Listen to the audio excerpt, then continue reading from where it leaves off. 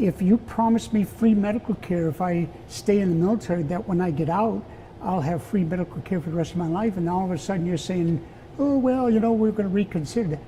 That makes the government a profound liar. Welcome to the Ken Harbaugh Show. We've got Kris Goldsmith back, our resident Nazi hunter / sedition hunter. And Kris, a lot of Americans are about to enter the find out stage of F around and find out. And at the very top of that list, amazingly, are veterans, a lot of whom voted for Donald Trump. You said this on a recent viral TikTok. You said there are going to be millions of veterans, many of whom actually voted in favor of Trump, quite stupidly, who over the next 4 years are going to find out that people like me, you and me, we're not lying, that Donald Trump's objective is to relieve billionaires of taxes. It's not to help veterans. What are you seeing coming down the pike? Yeah. So, I've been speaking with some attorneys who are preparing for the Trump administration to just completely undermine the way that veterans benefits and access to healthcare works. There is a lot that the Trump administration can do without going through the formal rules process to change the way that medical benefits are administered, distributed, and the biggest thing that conservatives have been looking at for a long time is completely undermining the way that disability payments work. Now, the lie that they use is they say, well, disability payments are made to compensate you for lost income. And this payment system was really developed in the time of factories. So if somebody lost a hand, they would receive, 30% of whatever expected outcome they'd get because they lost a hand, and it makes them less capable in a factory. That's a lie. That's not true. You're being paid because you lost a hand, not because you're not as productive. And the other big lie about disability payments is that they're a drain on the system. Disability payments, much like universal basic income, have been shown to keep people stable. People who have disabilities, it keeps their head above water, especially in times that they're struggling. Something that I've gone through several times, since I returned home from Iraq in 2005. You make this really insightful observations that Republicans talk a big game about the cost of war. And you even have front runners for major nominations, major cabinet positions like Pete Hegseth at SecDef, who have built their careers on this, anti-interventionism or something. I mean, Pete has been a recent convert to that. But it doesn't apply to the cost of taking care of those who fight those wars, right? It's all about feeding this isolationism. It's not actually about limiting the cost of wars, the main burden of which is shouldered by those who fight them after they come home. I'm old enough to remember when Pete Hegseth was the leader of a group called Vets for Freedom, which really spun up to counter the anti-war veterans movement that I was a part of after I came home from the Army. I mean, I remember meeting these guys, and they were mean and vicious, right? The goal of anti-war vets, of which I think most vets identify as generally anti-war, especially after they've served in combat, their objective was to undermine the service of those of us who came home and spoke out. It wasn't until very recently that Pete Hegseth adopted this anti-globalism thing, right? Wherein we are not working to protect democracy and those who fight for it around the world. Instead, we're strictly working to protect the oligarchs, right? I think people who say that we started wars for oil are very, very much oversimplifying things. But that's where Trump and Hegseth live, is they don't want to fight for freedom. They don't want to fight for what's morally right or just or good. They want to fight for their own economic benefit and the benefit of billionaires. Because who fights? It's everyday people like us. It's everyday people like us who pay the price so that billionaires can use people like Pete Hegseth, a veteran, to lobby against our own benefits and to deny us the access to the care that is necessary, not just to keep us productive and in the economy, but to keep our quality of life anywhere, within the spectrum of acceptable or decent. And this is a test case for the rest of society. I mean, vets are going to be the first to decide whether or not to push back, but a lot of groups out there have their benefits on the chopping block. How do we communicate to folks what's at stake? I feel like a broken record here, because there's that saying, they'll forgive you for being wrong. They'll never forgive you for being right. So we can't make this an I told you so, even though it is. Mm-hmm. Yeah. Well, I mean, as you started the segment, like they did the FA part, it's time for the FO. When people's parents and people's grandparents start losing their Social Security benefits, their Medicare, their Medicaid, that's going to be something that people notice right away. Even if the Trump administration and this Republican Congress comes in and sets out a date to raise the retirement age for my generation, millennials or younger, Gen Z, they're going to see a really strong reaction, because the way that young generations feel, and I think this is right, particularly for Gen Z and Gen Alpha, they have not had any agency to shape the way the world is today. But the boomers, who are ultimately the ones who control Congress right now, who have been the policymaking powerhouse in Washington for the last 20 years, if they're going to get to retire at 65 and we have to retire at 75, like there's going to be a strong political reaction to that. It's Ken Harbaugh. Quick break here to let you know that we'd love to hear from you. Your comments, suggestions, thoughts about future topics and guests. Email us at info@thekenharbaughshow.com, and make sure to rate and review us on iTunes or wherever you get your podcasts. Thanks, and back to the show.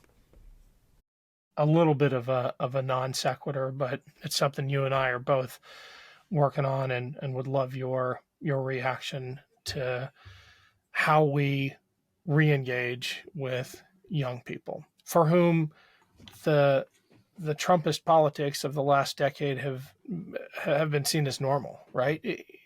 Mm-hmm. It's so extraordinary to you and I, but we have to remind ourselves that my kids, for example, haven't known anything else.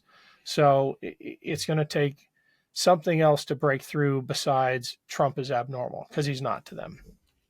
Yeah. Yeah. I mean, what we saw in the popular response after Trump was elected, starting with the Women's March, was just this disgust about the way that people were being hurt. I think that Americans have short memories, and a lot of people don't remember the pain that many of our friends and family went through during the first Trump administration. Things like the Muslim ban, things like, appointing judges who deny women's rights to bodily autonomy. Like, these things are going to start happening again, which is going to create kind of, it's going to put fuel behind this movement to protect civil rights. But I hope that the left, that Democrats, take kind of a hard look at the way that the information ecosystem exists and the way that we have broadly, and myself included, chosen to select our audiences rather than, engage, I think, in an arena where there are people who are going to be influenced no matter what. And the Charlie Kirks of the world, backed by billionaires for the last, 10, 15 years, the Ben Shapiros of the world who've had, injections of cash from people like Peter Thiel. Those people have a decade and a half head start. We are going to have to, start speaking to young men, especially, about what healthy masculinity is. We often demonize toxic masculinity. We can all identify it, right? But I don't think that we do enough to show the positive. Like, it takes a real man. It takes bravery, right? These traits that we associate with masculinity. It takes bravery, to talk about your emotions, talk about why you're hurt, right? This, an example, would be Luigi Mangione. I know a lot of people are generally, not caring about what he did, to put it, politely.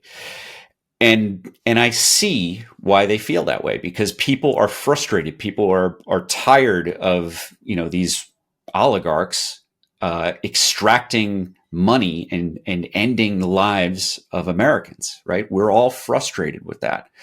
And Luigi, based on a very cursory review of his social media activity, appears to have kind of flirted with the toxic manosphere on, podcasts, on Twitter, etc. He read Ted Kaczynski, right, the Unabomber's book. We have to start providing material, educational material for this type of person to consume, because nature abhors a vacuum. And when there's a vacuum, the far right is going to fill it, and they're going to put in the ideas into people's heads like, politics doesn't work. We need to use violence instead, right? That is what extremism, that's what terrorism is. And though I understand why people are, permissive, I think, of what Luigi did, we don't want to live in a society where violence becomes acceptable that way. That's not good for democracy. A democracy does not survive that type of revolution. No, it doesn't. No, it doesn't. Quick check in on the extremism front. Donald Trump has said he would pardon the insurrectionists, including those who beat cops. He has intimated that he would like to see those who went after the insurrectionists, the J6 investigators, go to jail. What are you working on at Veterans Fighting Fascism right now? So one of the things that we're going to, I think, have to play a leading role in is unifying mainstream veterans organizations to maintain their backbone. In the immediate wake of January 6th, when we saw actual, symbols, not just of the military services, but of the old school VSOs, of which I'm a member of, like VFW, we saw their symbols flown at January 6th by the insurrectionists, by people who attempted to end our democracy. And while I think most of these VSOs were somewhat lauded for their statements after that, their statements were carefully crafted. They said any one of our members who is convicted for having, participated in this insurrection, this riot, this violence, whatever, anyone who's convicted, they'll lose their lifetime membership. If you're waiting until someone's convicted, that shows that you're not willing to do the work. You're not willing to stop extremism within your own ranks until a judge and jury and a prosecutor have done the hard work for you. And I think that's completely unacceptable. As we've seen, it's taken 4 years, and it will take more time to convict all of these people. If you have a known member of VFW or American Legion or Student Veterans of America, name any veterans organization who was part of that riot, that veterans organization should immediately remove them because they violated their oath.